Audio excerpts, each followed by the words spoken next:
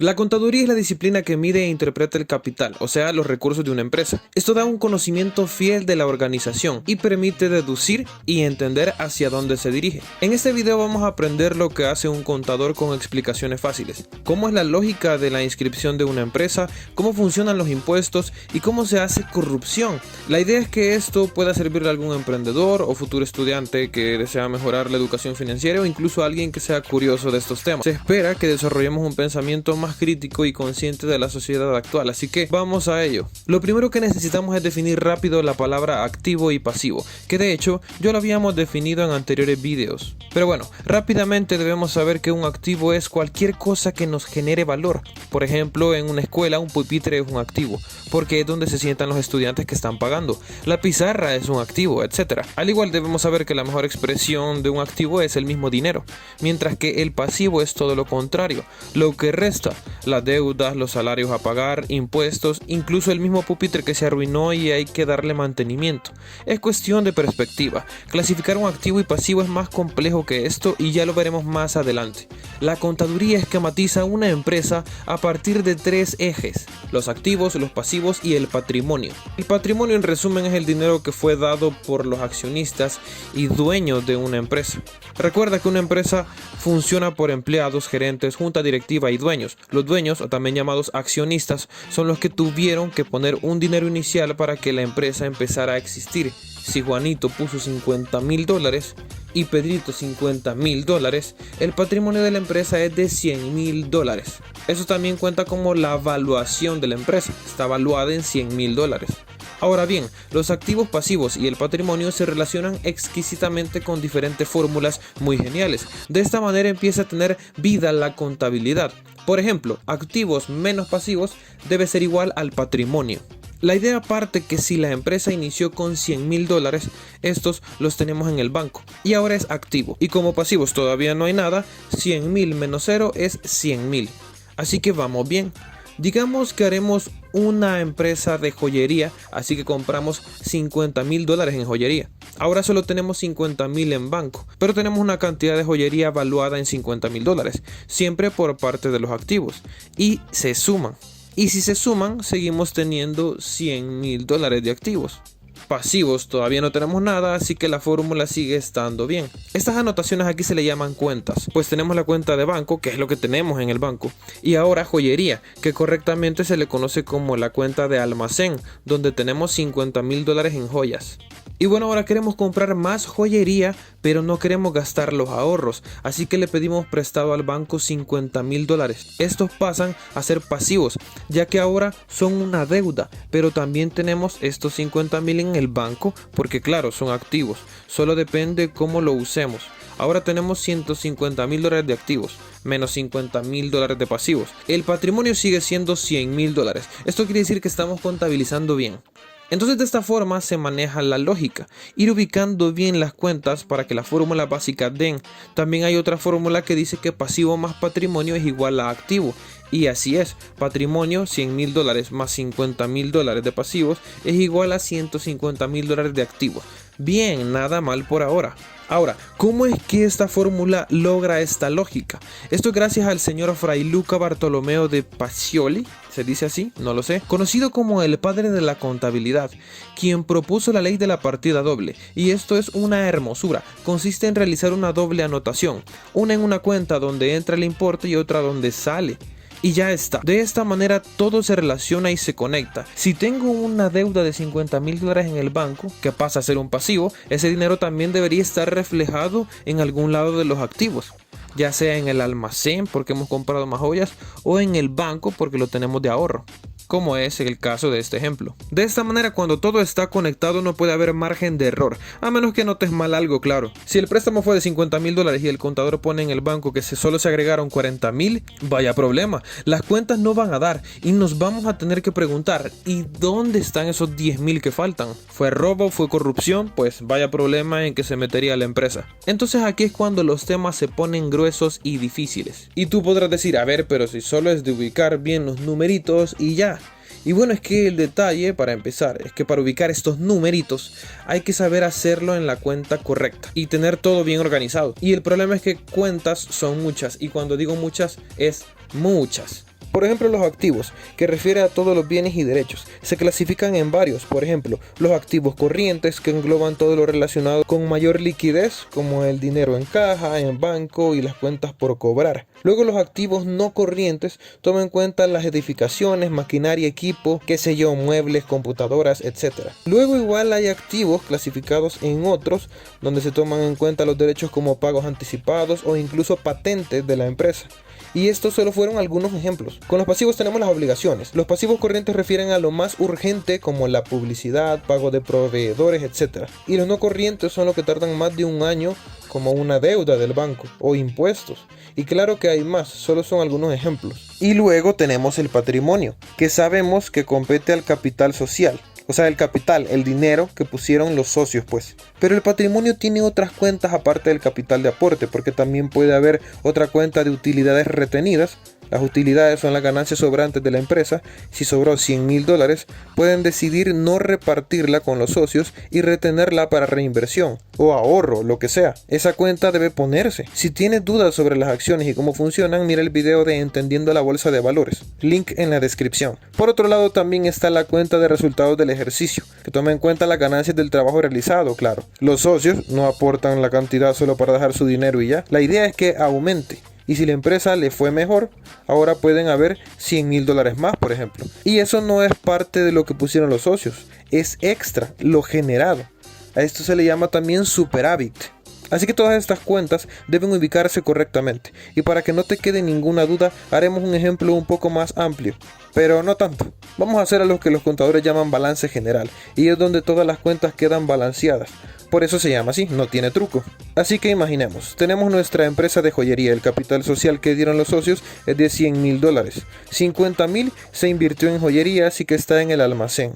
Digamos que tenemos 45,000 en el banco y 5,000 en caja, es decir, el dinero de inmediato que está afuera. Pero hicimos un préstamo, ¿recuerdan? 50,000 de pasivo en deuda, pero eso se reflejan en el banco y ahora tenemos 95,000 ahorrados. Entonces es tiempo de vender y vamos a gastar en publicidad, así que invertimos 15,000. Lo restamos de los ahorros de banco y nos quedarán 80,000, pero ojo, en activo agregamos la marca. Le hemos invertido $15,000, claro. Es un gran valor que muchos conocen ahora en nuestro negocio. Y voilà, ha funcionado. Vendemos la mitad de nuestro almacén.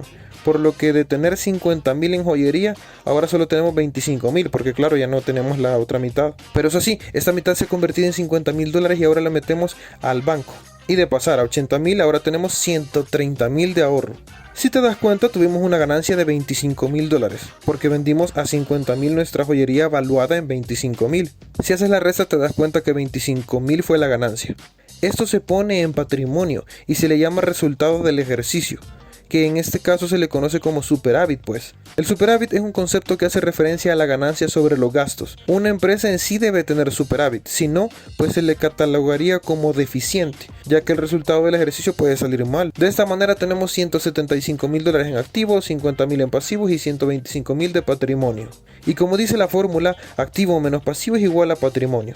Y claro que sí da, por lo que lo hemos hecho bien. Así se evalúan las empresas. Por ende, esta empresa está valuada en $125,000 y podría vender acciones si quisiera. Ya saben, el tema de la bolsa de valores, tienen el link del video en la descripción. Como ven, el contador da el mapa de la empresa, la fotografía también le dicen algunos, y todo esto se logra con los famosos estados financieros, que son documentos muy importantes a tener en cuenta. Son 4 fundamentales, entre ellos está el balance general, que es el que acabamos de hacer de ejemplo, pero también tenemos otros 3 que son el estado de flujos de efectivo, el estado de resultados y el estado de cambios de capital contable. Hablemos del estado de efectivo. Este literal es un registro mensual de los ingresos, o sea ganancias, y los egresos, o sea gastos de la empresa. Y de esta manera hacemos una especie de camino o proyección si vamos a lograr salir o no con los gastos. Por ejemplo, el primer mes tuvimos $100,000, que es con lo que empezamos. Gastamos $50,000 en joyería, prestamos 50,000 para aumentar el capital, que por el momento esto va a ser suma. Gastamos en publicidad, pero se va a cobrar el siguiente mes. Y de los clientes vendimos $50,000. Si hacemos la operación, el primer mes logramos $150,000, que es lo que tenemos en nuestra cuenta de banco. En el mes número 2 gastamos otros 25,000 en joyería. Ahora empezamos a pagar el préstamo, así que son 1,000 al mes. Por ejemplo, Hoy sí se cobró la publicidad, así que gastamos 15.000 para que fuera un bombazo y volvimos a ganar 50.000. La ganancia del mes es de $9.000, sumando lo que ya teníamos en acumulado, ahora tenemos $159.000. Podríamos hipotetizar que los $9.000 sería la ganancia promedio mensual. Ahora, para el tercer mes ya no compraremos joyería, pero sí vamos a pagar el préstamo. Volvimos a gastar en publicidad. Y la venta ahora fue mucho más, fueron $75.000, porque con la publicidad acumulada hasta ya podemos dar más caro el producto. La ganancia es de $59.000 y en acumulado ahora tenemos $218.000. Y bien, este es el ejemplo mes a mes. Por supuesto es más complejo, aquí ni siquiera hemos tomado en cuenta cosas básicas como sueldo, local, etc. Por lo que el estado de flujos ayuda a entender y calcular los meses de la empresa y de esta manera hacer proyecciones certeras. Por otro lado tenemos el estado de resultados. Este busca entender las utilidades, o sea ganancias de la empresa. Por ejemplo, digamos que de ventas en el año logramos generar $150.000, pero utilizamos $35.000 de publicidad, entonces se resta. Entonces las ventas netas, la palabra neta viene como de la ganancia pura, fue de $115.000. Pero también hay que contar que gastamos $70.000 en proveedores y digamos que $5.000 en sueldos. Entonces eso también hay que restarlo, pues el costo neto es de $75.000. Al restarle a la venta neta quedaría a $40.000 y podemos decir que esta es la utilidad bruta, pero no es neta, porque aún podría faltar otros detalles, como por ejemplo impuestos. Imaginémonos que sea de 30%, serían $12.000 menos, y hoy sí la utilidad neta sería de $28.000, y ese es el resultado, lo que generó la empresa en el año. Con esto mismo se hace el estado de cambios en el capital contable, que en resumen es la suma del capital social inicial con la utilidad generada. Es decir, si la empresa inició con $100.000 y ganó $28.000, haciendo los cálculos precisos, ahora el capital de la empresa es de $128.000. Así que estos son los llamados estados financieros. Deben estar estrictamente relacionados y concordar unos con otros. Estos documentos deben llevar el nombre de la empresa siempre. Por ejemplo, Joyería School SADCB, que ya veremos de qué se trata este nombre. Además de la fecha, el número de la empresa, que usualmente se le conoce como NIT, eso depende ya de tu país, y al final la firma y el sello del contador. Eso es muy importante, de esta manera la empresa lleva sus cuentas correctas. Si es una empresa pequeña puede contratar un contador que les haga el trabajo, pero si es grande el contador debe ser de planta, es decir que trabaja todos los días para que todo esté ordenado siempre. Todo lo antes explicado debe estar reflejado en los famosos libros contables, los cuales pueden ser físicos o digitales. Estos libros reflejan las cuentas y estados financieros con exactitud, paso a paso, y deben estar los respectivos comprobantes como recibos, cheques, etc.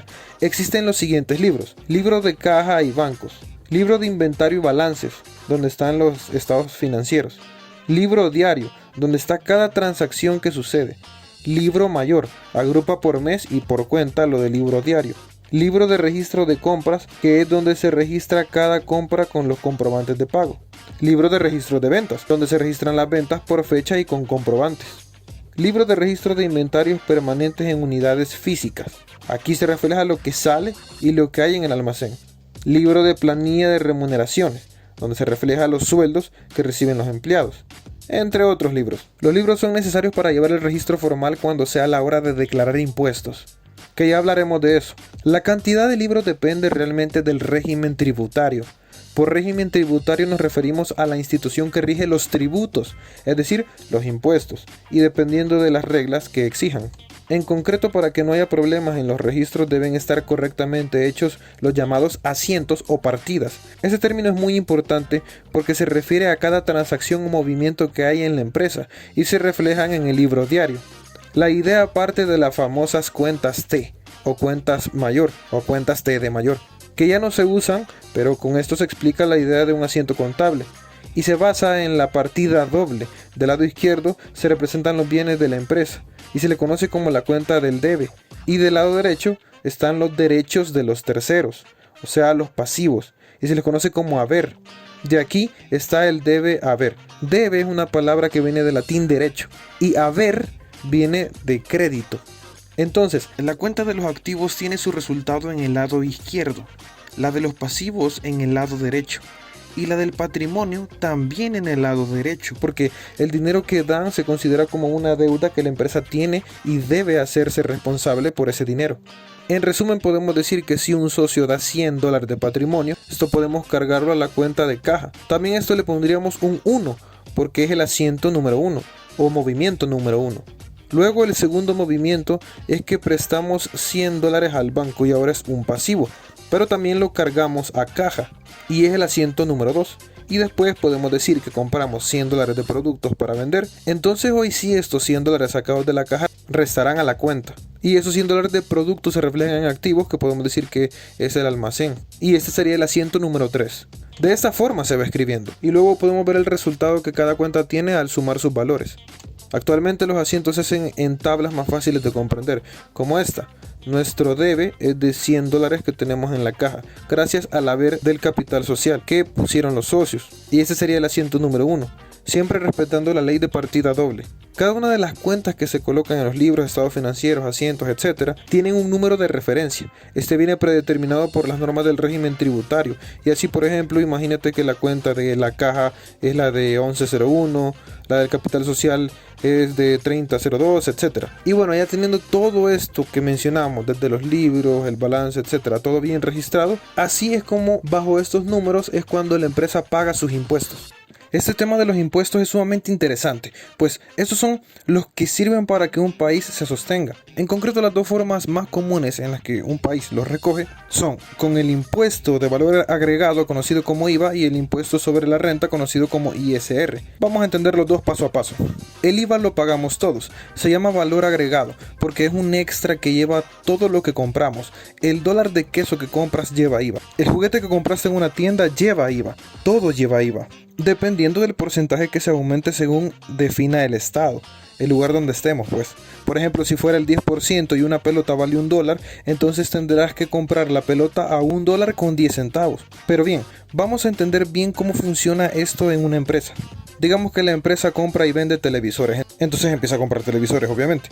Estos cuestan $100 y por el impuesto del 10%, que me acabo de inventar ya que depende del lugar, cada televisor costará $110. Si compra 3 habrá gastado $300 en televisor más $30 de IVA.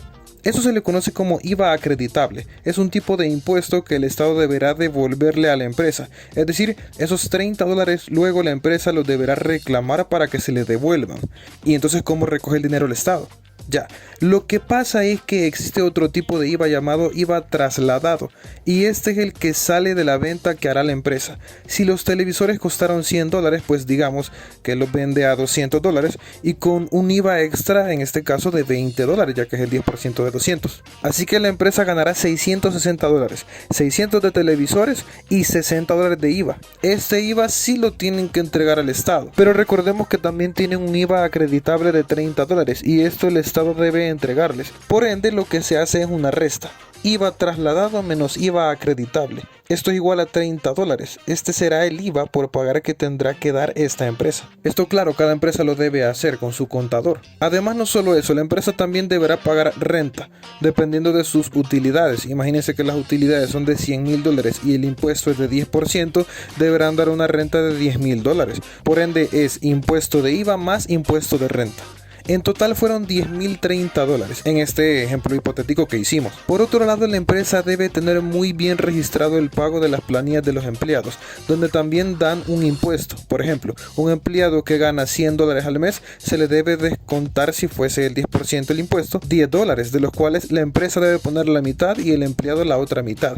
Es decir, la empresa pone $5 y así el empleado pone los otros 5 y su sueldo con el descuento le queda $95. Por supuesto, esto es descuento por impuestos, ya que también existen otro tipo de descuentos, por ejemplo las pensiones, entre otros detalles. Ya es otro tema. Entonces la empresa tiene que pagar estos $5 por los 12 meses del año y debe documentarlo y darle una solvencia al empleado de que se ha pagado los impuestos. De esta manera la persona debe presentar este documento al Estado declarando sus impuestos. No debe pagar nada, pues ya lo hizo mensualmente con el descuento de su sueldo. Solo debe declarar que ya lo hizo. Esto se hace sencillo, llenando un simple formulario que en muchos países ya se puede hacer de forma online. Si no se hace, pues queda registrado como que la persona no pagó. Por eso se le dice declarar impuestos, porque solo los declaras. Y lo mismo pasaría en una empresa. Lo interesante con los impuestos es que existen deducibles. A veces hay formas de hacer que el Estado nos devuelva o nos dé dinero extra.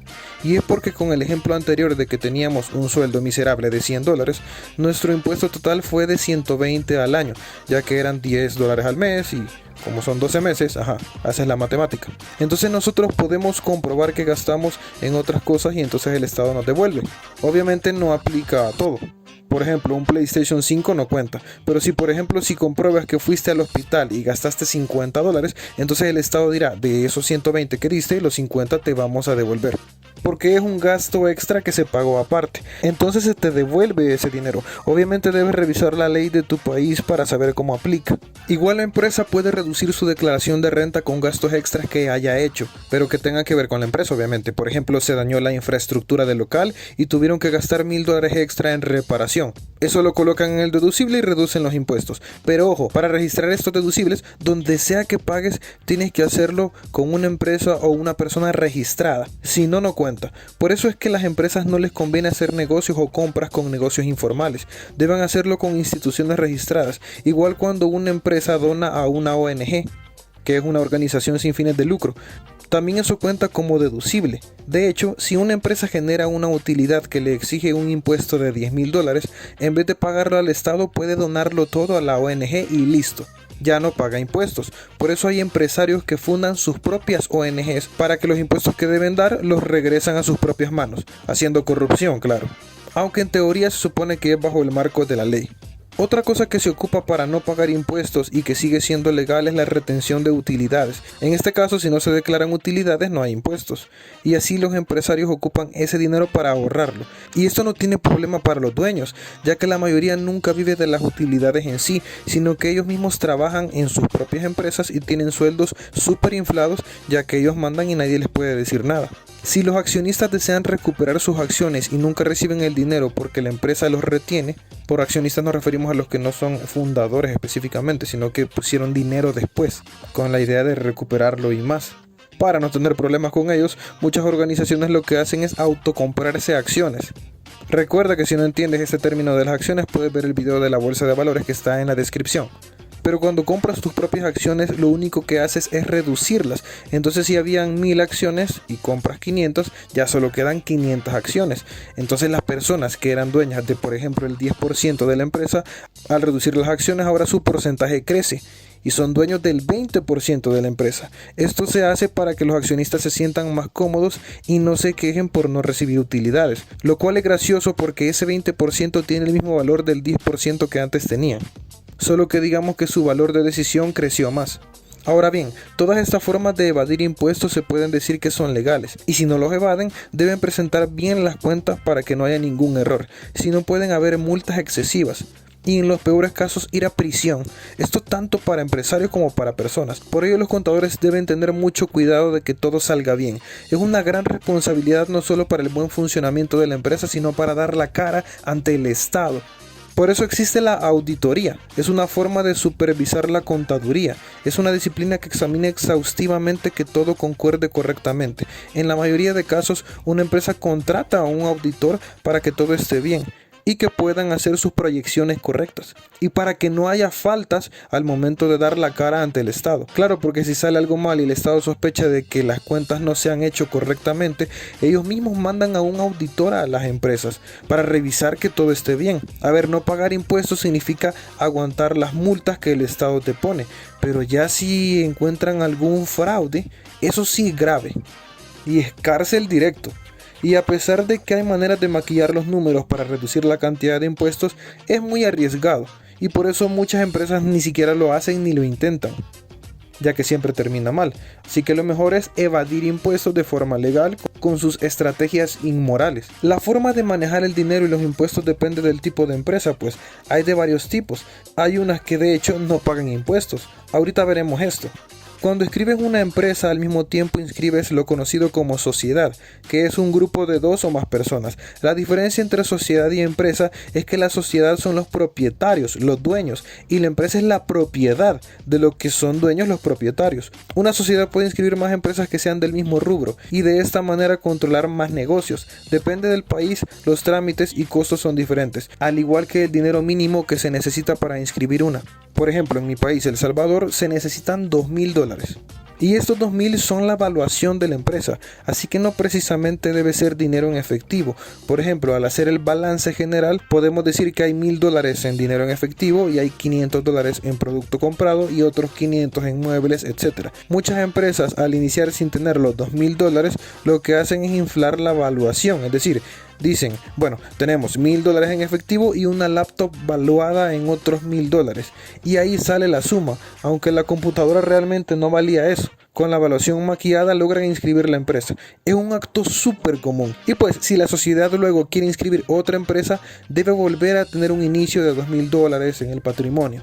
En sí, lo más común en inscripciones de una empresa es la llamada sociedad anónima, o también se le conoce como Sociedad Anónima de Capital Variable, SADCB, y consiste en un grupo de accionistas que al sacar utilidades deben pagar impuestos y al mismo tiempo pueden vender acciones para aumentar su capital.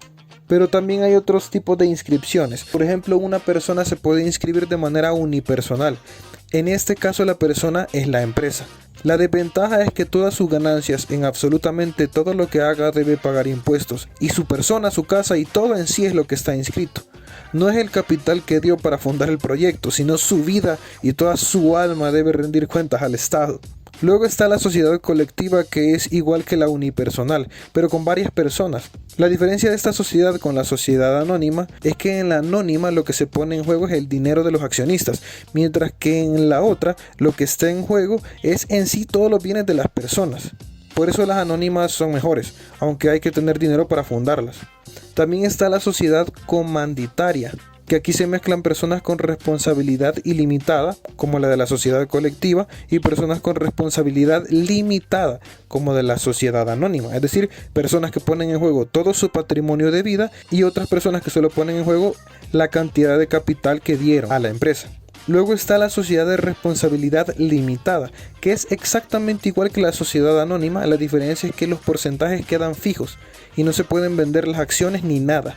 También existen las famosas ONG, organizaciones no gubernamentales u organizaciones sin fines de lucro, es decir, sin fines de ganar. Y es literalmente una empresa común y corriente, pero que no tiene utilidades. Lo que sobra se reinvierte o se dona. Usualmente, no siempre, las ONGs trabajan en pro de la población y de la sociedad. Ayudan a la gente pobre haciendo trabajos con poco costo o aportando a la educación. Aún así, la ONG siempre tiene que ser sostenible. Usualmente muchos lo logran gracias a donaciones, pero otras ONGs tienen que cobrar caro lo que hacen para subsistir.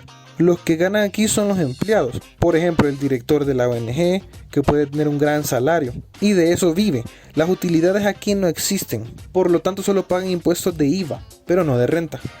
Y bueno, señores, este es el mundo de las empresas, la contabilidad y los impuestos. Para cerrar el video solo me gustaría que entendiéramos la corrupción, cómo funciona y cómo intuirla, al menos para tener una idea y un pensamiento más crítico. Ya vimos que hay formas legales pero inmorales de hacer corrupción. En sí es todo lo de evadir impuestos, desde retener utilidades, mandar tus ganancias a una ONG propia, recomprar utilidades, etc. Pero hay más detalles que debemos saber y esto se relaciona con los paraísos fiscales y el lavado de dinero. Así que vamos por partes. Comencemos con los paraísos fiscales. Como ya antes explicamos, un país recoge sus ganancias por los impuestos de renta y de IVA. La idea es que entre más alto es la renta debe ser menos la IVA, o viceversa, entre más alto es el IVA, menor es la renta. Los paraísos fiscales son aquellos países, mayormente islas, que necesitan de inversión extranjera, es decir, de empresas de otro país que inviertan al instalarse ahí para generar más empleo, ya que si una empresa llega a uno de esos países deberá contratar gente de ese país. Para atraer estas empresas hacen que el impuesto de la renta sea absurdo, es decir, si la media del impuesto es de 30%, en estos países fiscales el impuesto puede ser hasta de 3%, 1% y en casos extremos como Islas Caimán Caimán es de 0%, o sea, no cobran renta. La tesis es que entre menos impuestos hay, más empresas llegarán para no pagar impuestos en sus países y más empleos van a generar dentro del paraíso fiscal. Eso quiere decir de que la gente tendrá mucho dinero y podrán cobrar mucho más el IVA, es decir, todo lo que se compra en ese país deberá ser más caro que en otros. Y es así como el país se sostiene. Y como básicamente el impuesto es nulo, por eso se le llama paraíso fiscal, ya que el régimen tributario que viene de la fiscalía es ridículo, es inofensivo. Por esto existen las offshore o conocidas como empresas fantasma. Digamos que una empresa multimillonaria tiene sedes en 50 países. Entonces lo que hace es que una de esas sedes se construye en un paraíso fiscal. Y a esa sede se le transmite todo el valor intelectual de la empresa, es decir, patentes de marca, algoritmos de código de programación, fórmulas, etc. Entonces lo que hace esta sede es que les cobra a todas las empresas por usar estas patentes intelectuales. Y la empresa dice, bueno, todas ustedes me deben el 100% de sus ganancias. Y claro, es algo totalmente legal, así que todo el dinero se va al paraíso fiscal. Allá sacan las utilidades y se ahorran millones de impuestos. Por supuesto, para hacer esto se necesita dinero, por ello lo hacen las grandes multinacionales. Se estima que en promedio lo que una persona en Europa paga de impuestos al año es mayor de lo que paga una empresa multimillonaria entera. Así de extremo, solo para que se imaginen la realidad de la vida.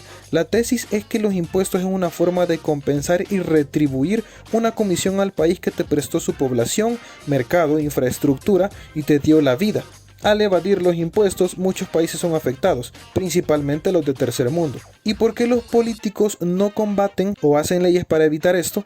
Por la corrupción, pues ellos son los mismos dueños de muchas empresas. La corrupción política sirve de muchas formas. La más común es pedir un préstamo, donación o usar el dinero del pueblo para participar en algún proyecto. Digamos $1 millón para construir un puente. Los políticos solo usan $500,000.